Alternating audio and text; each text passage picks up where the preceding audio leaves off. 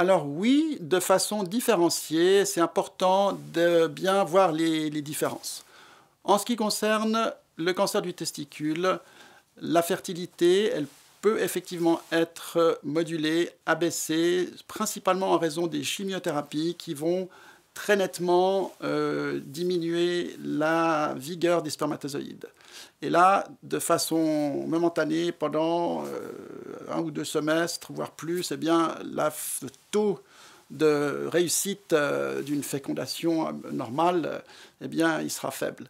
Mais après coup, ça revient et ça ne doit pas poser de problème. Ceci dit, pour des patients jeunes qui veulent mettre en route une famille très rapidement après un traitement du cancer du testicule, eh bien, on peut bien sûr récolter du sperme avant le traitement, le congeler, et ensuite procéder à toutes les manipulations qui vont autour de la fécondation in vitro, ce qui donne toutes les possibilités aux patients. Pour le cancer de la prostate, c'est différent. En fait, on a également un problème d'extériorisation du sperme, en fait.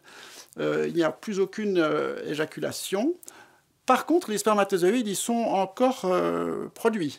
Mais d'aller les chercher avec un microscope en faisant une petite ouverture chirurgicale du testicule, ça devient vite compliqué. C'est pour ça que là aussi, chez des patients jeunes, on préfère pratiquer une récolte de sperme avant traitement et le congeler pour ensuite, si nécessaire, travailler in vitro pour obtenir une fécondation.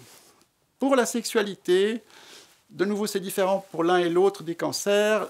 Le cancer du testicule, ça affecte principalement des jeunes patients et ils ont une vitalité sexuelle qui correspond à leur âge, c'est-à-dire que bien sûr qu'elle va être un peu abaissée autour du traitement, mais ça va être de nouveau assez momentané et ils n'auront pas de soucis à se faire quant à la récupération de leur vitalité sexuelle, ce d'autant que d'avoir un seul testicule, eh bien, ce testicule va remarquablement s'adapter et produire le même taux d'hormones sexuelles nécessaires, donc il n'y a pas de souci à se faire.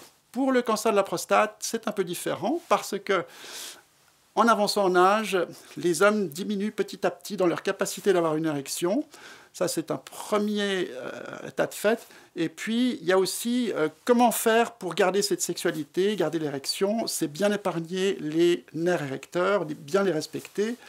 Et là, si on travaille sur une tumeur qui est bien localisée, détectée précocement, on a toutes les chances de bien pouvoir garder ces nerfs érecteurs chirurgicalement, pour autant bien sûr que le chirurgien soit bien formé pour le faire, et que le patient ait une partenaire avec activité et soit suffisamment jeune.